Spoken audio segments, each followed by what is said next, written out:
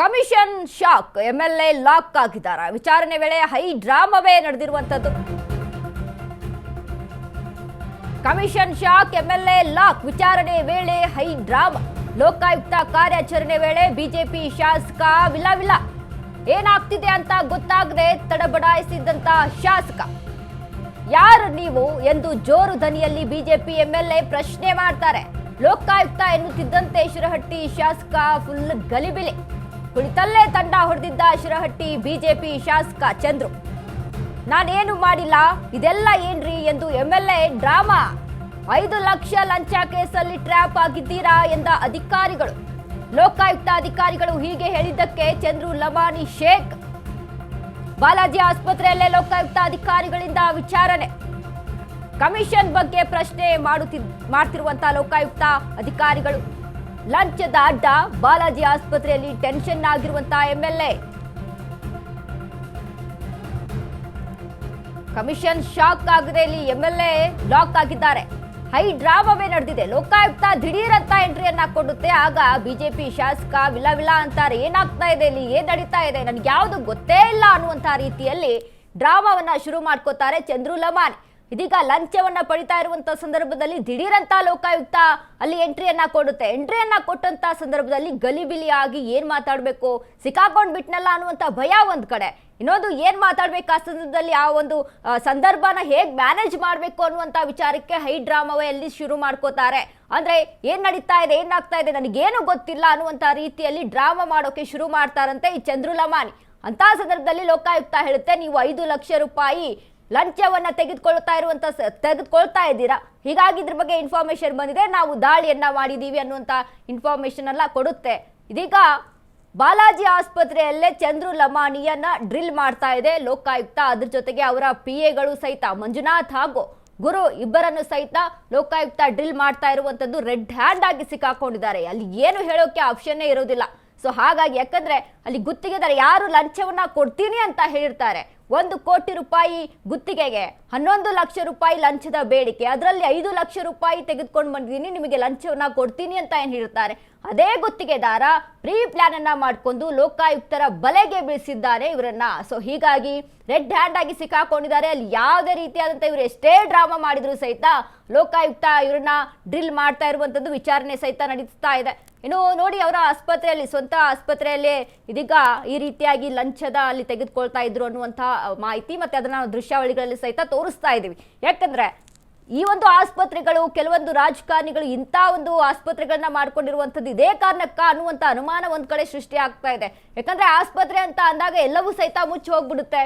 ಯಾವುದೋ ಒಂದು ಬಿಲ್ ಅನ್ನ ತೋರಿಸ್ಬಿಟ್ಟು ಈ ರೀತಿಯಾಗಿ ಬಿಲ್ ಆಗಿತ್ತು ಅನ್ನುವಂಥ ವಿಚಾರಕ್ಕೂ ಕೂಡ ಈ ರೀತಿಯಾಗಿ ಅಲ್ಲಿ ಹೈ ಡ್ರಾಮಾವನ್ನ ಮಾಡ್ಬೋದು. ಬಟ್ ಇಲ್ಲಿ ಚಂದ್ರು ಲಮಾಣಿ ಕೇಸಲ್ಲಿ ಯಾವ ರೀತಿಯಾಗಿ ಆಗುತ್ತೆ ಅಂತ ಅಂದ್ರೆ, ನೇರವಾಗಿ ಗುತ್ತಿಗೆದಾರನೇ 11 ಲಕ್ಷ ರೂಪಾಯಿ ಲಂಚವನ್ನ ಕೊಡೋಕೆ ಬಂದಂತ ಸಂದರ್ಭದಲ್ಲಿ ಅವ್ರು ಲೋಕಾಯುಕ್ತಗೆ ಇದ್ರ ಬಗ್ಗೆ ಇನ್ಫಾರ್ಮೇಶನ್ ಅನ್ನ ತಿಳಿಸಿ ನೇರವಾಗಿ ಕರೆದುಕೊಂಡು ಬಂದು ಅಲ್ಲಿ ಸಾಕ್ಷಿ ಸಮೇತ ಇವರನ್ನ ಅಲ್ಲಿ ಹಿಡಿದುಕೊಟ್ಟಿರುವಂತದ್ದು ಇಲ್ಲಿ ಕಾಣಿಸ್ತಾ ಇರುವಂತದ್ದು. ಸೊ ಹೀಗಾಗಿ ಇದ್ರ ಬಗ್ಗೆ ವಿಸ್ತೃತವಾಗಿ ತನಿಖೆಯನ್ನ ಮಾಡ್ತಾ ಇದೆ ಲೋಕಾಯುಕ್ತ. ಇನ್ನು ಅದ್ರ ಜೊತೆಗೆ ಒಂದಿಷ್ಟು ಇನ್ಫಾರ್ಮೇಶನ್ ಇತ್ತು. ಒಂದು ಲೋಕಾಯುಕ್ತ ದಾಳಿ ನಡೆಸಿದಂತ ಸಂದರ್ಭದಲ್ಲಿ PAಗಳು ಅದರಿಂದ ಬಚಾವಾಗೋದಕ್ಕೆ ಒಂದಿಷ್ಟು ಹೈ ಡ್ರಾಮಾವನ್ನ ಮಾಡಿದ್ರು. ಏನು ದುಡ್ಡನ್ನ ಸಿಕ್ಕಿರುತ್ತೆ, ದುಡ್ಡನ್ನ ಕಾಂಪೌಂಡ್ ಹೊರಗಡೆ ಎಸೆಯುವಂತ ಪ್ರಯತ್ನ ಮಾಡ್ತಾ ಇದ್ರು. ಸೊ ಹೀಗಾಗಿ ಅದು ಕೂಡ ಲೋಕಾಯುಕ್ತರ ಕಣ್ಣಿಗೆ ಕಾಣಿಸಿದೆ ಅನ್ನುವಂತ ಒಂದಿಷ್ಟು ಇನ್ಫಾರ್ಮೇಶನ್ ಇದೆ. ಬಟ್ ಇದ್ರ ಬಗ್ಗೆ ತನಿಖೆಯನ್ನ ನಡೆಸ್ತಾ ಇದೆ. ಯಾಕಂದ್ರೆ ಆ ದುಡ್ಡು ಏನಿತ್ತು ಅದರಲ್ಲಿ 1 ಲಕ್ಷ ರೂಪಾಯಿ ಏನೋ ಕಾಂಪೌಂಡ್ ಇಂದ ಆಚೆ ಎಸೆದಿದ್ರು ಅನ್ನುವಂತ ಇನ್ಫಾರ್ಮೇಶನ್ ಒಂದ್ ಕಡೆ ಸಿಗ್ತಾ ಇರುವಂತದ್ದು. ಸೊ ಹೀಗಾಗಿ ಇದೆಲ್ಲದರ ಬಗ್ಗೆ ಇನ್ವೆಸ್ಟಿಗೇಷನ್ ಅನ್ನ, ಆಳವಾದಂತ ಇನ್ವೆಸ್ಟಿಗೇಷನ್ ಅನ್ನ ಮಾಡ್ಕೊಳ್ಳುತ್ತೆ. ಬಟ್ ಒಂದದ್ದು ಹೇಳಬೇಕು, ಯಾಕಂದ್ರೆ ಈ ಲಂಚ ಅನ್ನುವಂಥದ್ದು ವರ್ಗಾವಣೆ ದಂಧೆ ಅಂತ ಒಂದ್ ಕಡೆ ಬರುತ್ತೆ, ಇನ್ನೊಂದು ಅಬಕಾರಿಯಲ್ಲಿ ಲಂಚ, ಇನ್ನೊಂದು ವಾಲ್ಮೀಕಿ ಹಗರಣದಲ್ಲಿ ನಾವು ಲಂಚದ ಹಗರಣವನ್ನ ಅಲ್ಲಿ ಗಮನಿಸಿದ್ವಿ. ಸೊ ವರ್ಗಾವಣೆಯ ದಂಧೆ ಅಂತ ಏನು ಇಷ್ಟು ದಿನ ಬಿಜೆಪಿ ಒಂದು ಯತೀಂದ್ರ ಬಗ್ಗೆ ಮಾತನಾಡ್ತಾ ಇತ್ತು, ಇದ್ರ ಬಗ್ಗೆ ಎಲ್ಲ ಒಂದಿಷ್ಟು ಆರೋಪ ಪ್ರತ್ಯಾರೋಪಗಳು ಕೇಳಿ ಬರ್ತಾ ಇತ್ತು. ಅದಾದ್ಮೇಲೆ ಬಿಜೆಪಿಯ ಒಂದು ಪಕ್ಷದಲ್ಲೇ ಈ ರೀತಿಯಾಗಿ ಆಗದಂಥದ್ದು ಒಂದ್ ರೀತಿ ವಿರೋಧ ಪಕ್ಷದ ಮುಂದೆ ಮುಖಭಂಗ ಆಗಿರುವಂತದ್ದು. ಮತ್ತೊಂದು ಕಡೆ ಇದೀಗ ಇದನ್ನೇ ಅಸ್ತ್ರವಾಗಿ ಬಳಸ್ಕೊಂಡಂತ ಆಡಳಿತ ಪಕ್ಷ ಸಹಿತ ಇದನ್ನ ಸುಮ್ಮನೆ ಬಿಡ್ತಾರ? ಇಲ್ಲ, ಇದ್ರ ಬಗ್ಗೆ ವಿಸ್ತೃತವಾಗಿ ತನಿಖೆಯನ್ನ ನಡೆಸ್ತಾರೆ. ಇನ್ನು ಲೋಕಾಯುಕ್ತನೂ ಸಹಿತ ಇದ್ರ ಬಗ್ಗೆ ವಿಸ್ತೃತವಾದಂತ ತನಿಖೆಯನ್ನ ನಡೆಸಿ ಮುಂದಿನ ದಿನಗಳಲ್ಲಿ ಯಾವ ರೀತಿಯಾದಂತ ತಿರುವನ್ನ ಪಡೆದುಕೊಳ್ಳುತ್ತೋ ಕಾದ್ ನೋಡ್ಬೇಕು. ಲಂಚ ಪಡೆಯುವಾಗ ಎಂಎಲ್ಎ ಲಾಕ್, ಬಿಜೆಪಿಗೆ ಮುಖಭಂಗ. ಗುತ್ತಿಗೆದಾರನಿಂದ ಕಮಿಷನ್ ಕೇಳಿ ಬಿಜೆಪಿ ಶಾಸಕ ಲಾಕ್.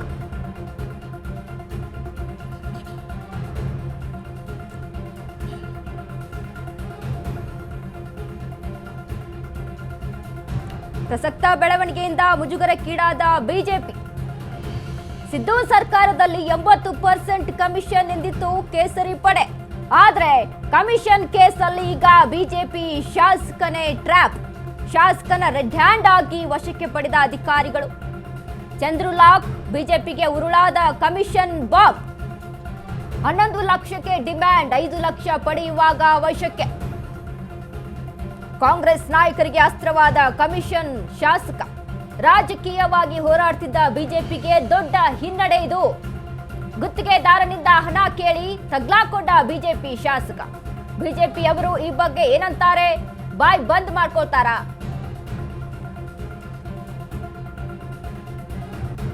ನೋಡಿ, ಲಂಚ ಪಡೆಯುವಾಗ ರೆಡ್ ಹ್ಯಾಂಡ್ ಆಗಿ ಸಿಕ್ಕಾಕೊಂಡಿದ್ದಾರೆ ಬಿಜೆಪಿ ಶಾಸಕ ಚಂದ್ರು ಲಮಾಣಿ. ಇದೀಗ ಒಂದ್ ರೀತಿಯಾಗಿ ಬಿಜೆಪಿಗೆ ಮುಖಭಂಗ. ಆಡಳಿತ ಪಕ್ಷ ಇದನ್ನ ಅಸ್ತ್ರವಾಗಿ ಮಾಡ್ಕೊಳ್ಳದೆ ಸುಮ್ಮನೆ ಇರುತ್ತಾ?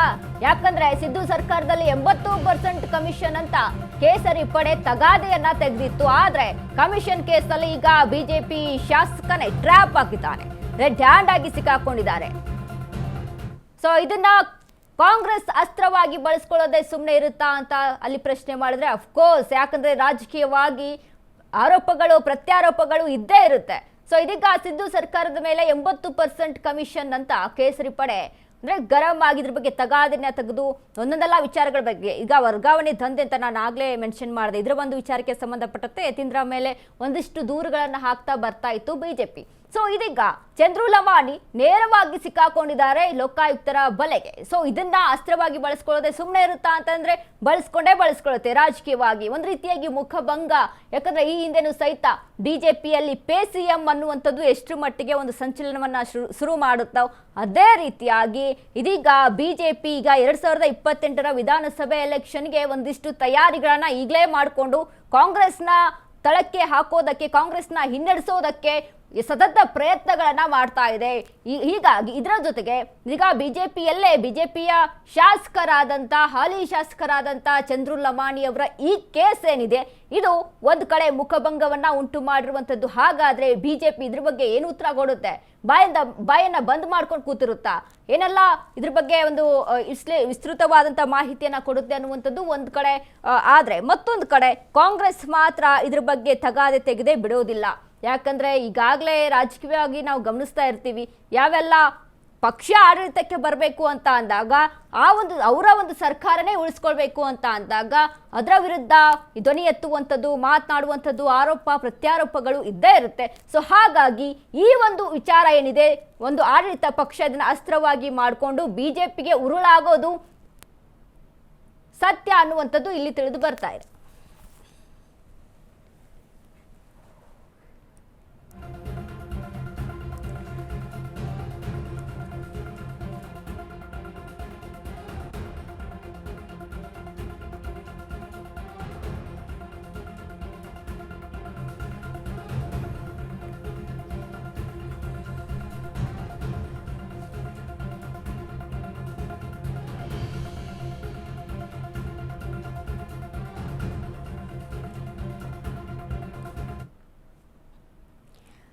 ಈ ಬಗ್ಗೆ ಹೆಚ್ಚಿನ ಮಾಹಿತಿಯನ್ನ ಕೊಡ್ತಾರೆ ನಮ್ಮ ಪ್ರತಿನಿಧಿ ವಿವೇಕ್.